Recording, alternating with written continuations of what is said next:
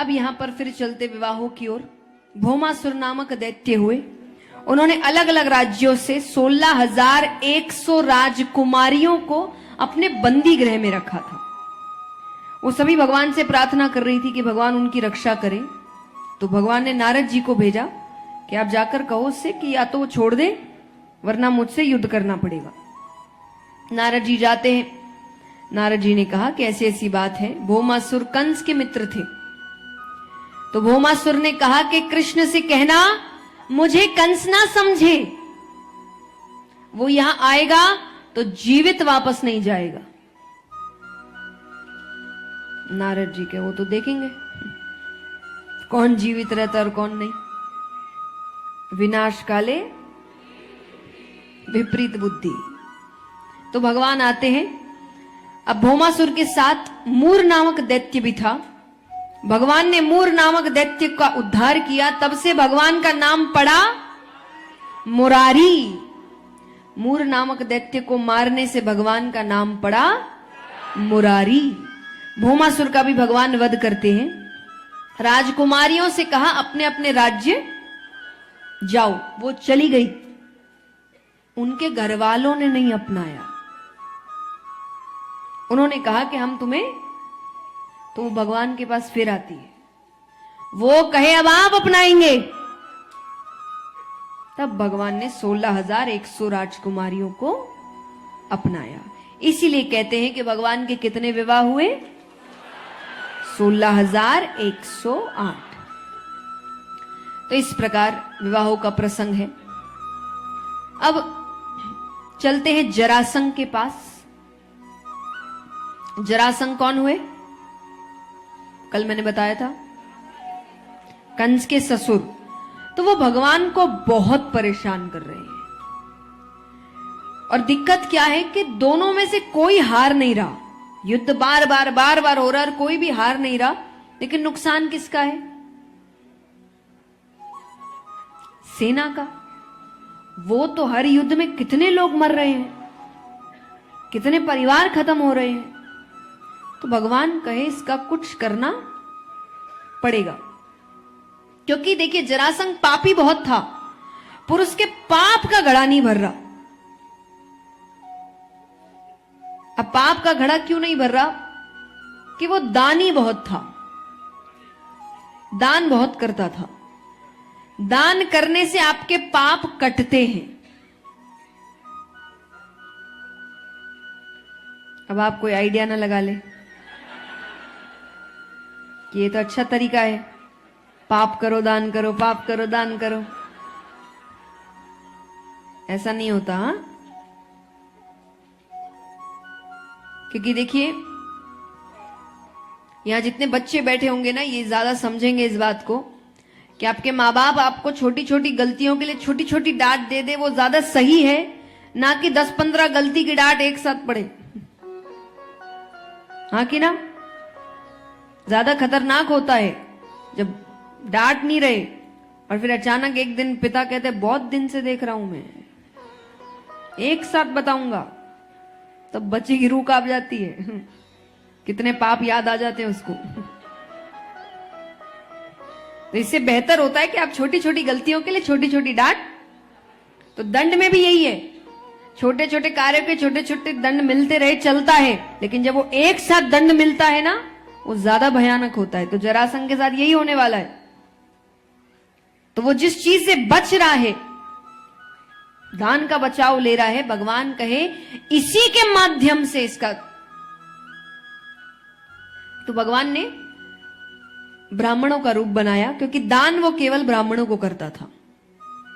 और सुबह उठते ही पहला काम, और दान भी कैसा? जो मांग लो, मना नहीं करेगा वो। तो भगवान पांडवों के साथ, अर्जुन भीम इत्यादि सब गए हैं। तो ब्राह्मणों का रूप लिया है, सब क्षत्रिय। तो जाते हैं, अब दान के लिए आगे आए। तो पहले तो वो अपनी मर्जी से ही कुछ देता। अगर कोई कह दे कि भाई ये नहीं वो चाहिए, तो फिर जो मांगे वो देता। तो भगवान कहे ये सब नहीं चाहिए। बोले क्या चाहिए बताओ? बोले वचन, जो मांगेंगे वही दोगे, पीछे नहीं हटोगे। अरे वो कहे वचन की कोई जरूरत नहीं, तुम मांगो ना, मैं किसी को मना नहीं करता। भगवान कहे वचन, उसने कहा मैंने वचन दिया, लेकिन फिर भी कहूंगा वचन की जरूरत, क्योंकि तुम ज्यादा से ज्यादा मुझसे क्या मांगोगे? एक राजा के पास सबसे ज्यादा क्या है? राज्य, उसी में सब कुछ आता है, खजाना भी उसी में।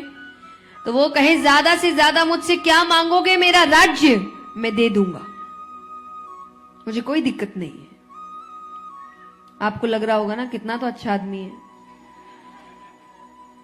नहीं, पूरी बात अब सुनिए। वो कहता है ज्यादा से ज्यादा मुझसे क्या मांगोगे? मेरा राज्य मैं दे दूंगा, क्योंकि मुझे मेरी शक्ति पर इतना भरोसा है, सुबह तुमको राज्य देकर शाम को युद्ध करके वापस ले लूंगा। क्योंकि दान वो केवल सुबह करता है। तो वो कहे कि वचन की जरूरत, जो मांगना है मांगो। अब वो अपनी बड़ी तारीफ कर रहा है, मैं ये मैं वो मैं ये कर दूंगा वो कर दूंगा।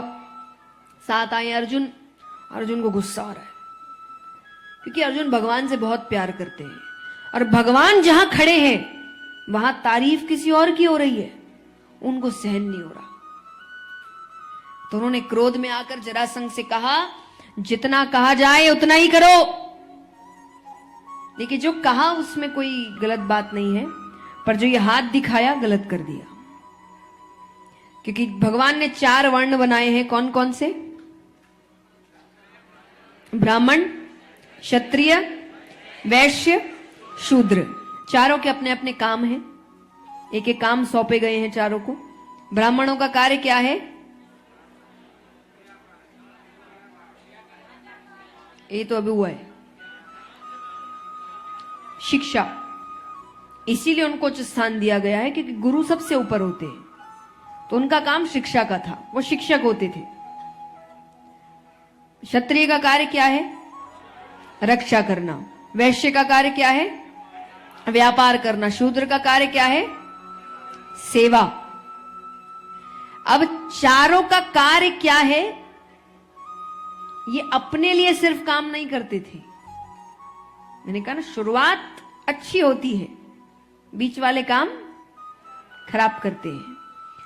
ब्राह्मणों का कार्य था शिक्षा सबको मिलनी चाहिए। इसीलिए महाभारत में वार्तालाप भगवान का सबके साथ है। तो जब द्रोणाचार्य जी के साथ होता है तो भगवान ने उनको भी डांट लगाई है।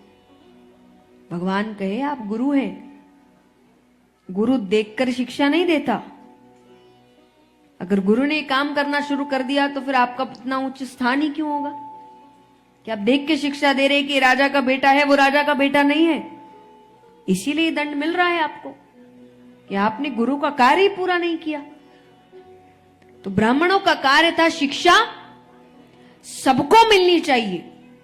क्षत्रिय का कार्य था रक्षा सबकी होनी, वो देख के रक्षा नहीं करते थे इसकी करूंगा और उसकी नहीं करूंगा।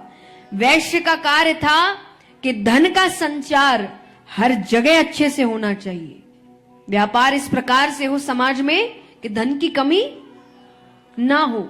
और शूद्र का कार्य था सेवा सबकी होनी चाहिए। तो अपने अपने कार्य बनाए गए थे। तो क्षत्रिय का कार्य युद्ध करना, तो क्षत्रियों के अंगूठे पर एक निशान होता था, जो प्रत्यंचा चढ़ाते थे, हर क्षत्रिय के अंगूठे पर एक निशान होता था। तो अर्जुन ने क्या किया? तो जरासंध की नजर उसके, अब वो बन करके आए हैं ब्राह्मण। तो जरासंध कहे तुम ब्राह्मण नहीं हो, तुम तो क्षत्रिय हो। अब उनको लग रहा है ये बहरूपिये हैं, तो सेना आ गई कि उनके राजा को खतरा हो सकता है ना। सब आ गए। अब जरासंध कहे अपने असली रूप में आ जाओ, वरना मुझसे बुरा कोई नहीं होगा। भगवान के अच्छा खासा काम चल रहा था, तो सब अपने असली रूप में आते हैं। जरासंध ने भगवान को देखते ही कहा, कृष्ण क्या चाहिए तुमको? भगवान के युद्ध करना है, लेकिन मल्ल युद्ध, सिर्फ मैं तुम, सेना बीच में नहीं आएगी। जरासंध गए तो सीधे सीधे आकर कह देते तो मैं मना कर देता क्या? पर अब उसको मौका मिल गया भगवान को नीचा दिखाने का, क्योंकि सेना सब खड़ी है, उसके लोग हैं। तो उसने कहा पर क्या करे, इसको कोई काम सीधा करने की आदत जो नहीं। जन्म कब लिया? आधी रात में। अरे थोड़ी देर रुक जाते, सुबह हो जाती, सबकी नींद खराब करी। कहां लिया? कारागार में। जन्म लेने की जगह है। भगवान बने फिरते हो, तुम्हारे बगल में तो महल था, कोई भी लीला कर लेते कि देवकी माता को थोड़ी देर के लिए महल आना पड़ता, पर जेल में जन्म लिया। टेढ़ा काम टेढ़े करते हो, खड़े टेढ़े होते हो, बंसी टेढ़ी रखते हो, मुकुट टेढ़ा रखते हो। अर्जुन ने पीछे से कहा, इसीलिए कहा जाता है टेढ़े आदमी के साथ नहीं लगना चाहिए।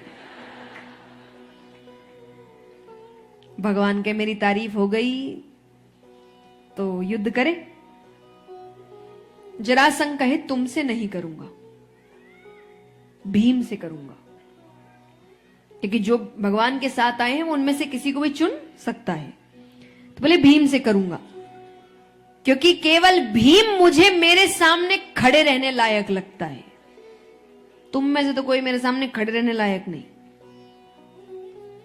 भगवान के चलो अच्छी बात है, मैं तुम्हें मारना भी नहीं चाहता, क्योंकि जिसको मैं मारता हूं वो मेरे धाम जाता है। तुम जैसे पापी को मैं अपने धाम नहीं भेजना चाहता। तो युद्ध आरंभ होता है। 27 दिन तक युद्ध चला। कितने? जरासंध को खरोच नहीं आ रही, एक खरोच नहीं। अब इसके पीछे भी कथा है। वृहदवीत नामक एक राजा हुए, इनकी 2 नारियां, एक भी संतान नहीं। तो इनके राज्य में कुछ संत आते हैं, तो वो उनकी सेवा करने के लिए उनकी ही कुटिया में जाते हैं। कई दिनों तक उन्होंने सेवा करी। जब संत जाने लगे तो उन्होंने कहा कि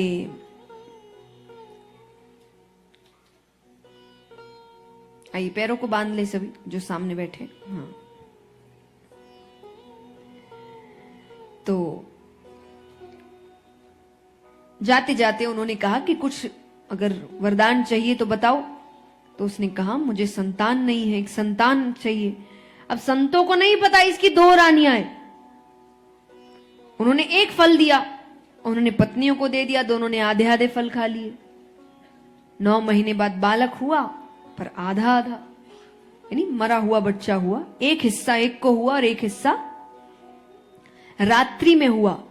तो राजा ने रातों रात वो दोनों हिस्से जंगल में फेंक दिए कि प्रजा, क्योंकि देखिए ऐसी चीजों से प्रजा डर जाएगी। प्रजा को लगेगा राजा ने कोई पाप किया था जिसका उनको दंड मिला। तो उन्होंने कहा प्रजा में कोई डर नहीं फैलना चाहिए। उन्होंने वो दोनों हिस्से जंगल में फेंक दिए। जंगल में एक मायावी राक्षसी है, नाम है जरा। उसने दोनों हिस्सों को पकड़कर जोड़ते ही उसमें प्राण आ गए। इसीलिए नाम पड़ा जरासंध, कि जरा नामक राक्षसी ने हिस्सों का संग किया तो जरा, तो बीच का हिस्सा कमजोर है, बाकी उसको कहीं कुछ भी करो कुछ नहीं होने वाला। 28वें दिन भगवान ने भीम से कहा मुझ पर नजर रखना, मैं कुछ इशारे करूंगा। भीम कहे ठीक है। युद्ध आरंभ हुआ। भीम भूल गए।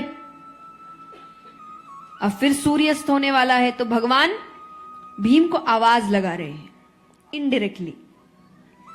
तो भगवान जोर जोर से ये कह रहे हैं मानो उसकी दाव की प्रशंसा कर रहे हैं। तो भगवान कहते अहो भीम, क्या दाव खेला है।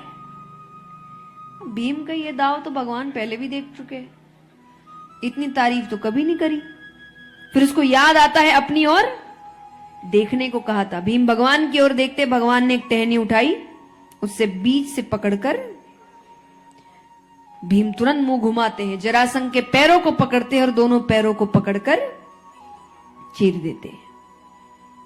फिर जुड़ गए। भीम फिर भगवान की ओर देखे, भगवान के पहले ही पूरा देख लो।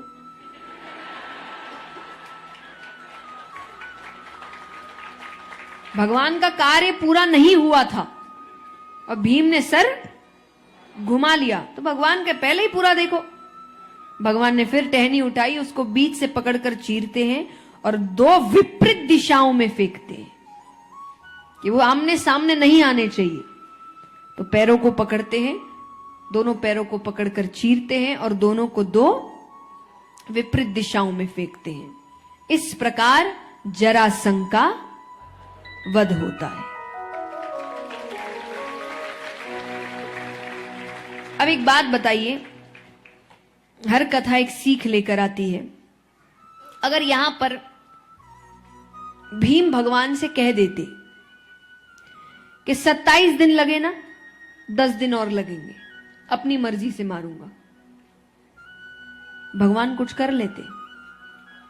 बताओ, नहीं। क्योंकि भगवान रास्ता दिखा सकते हैं, जबरदस्ती हाथ पकड़ के चला नहीं सकते। ये आजादी भगवान ने आपको दी है।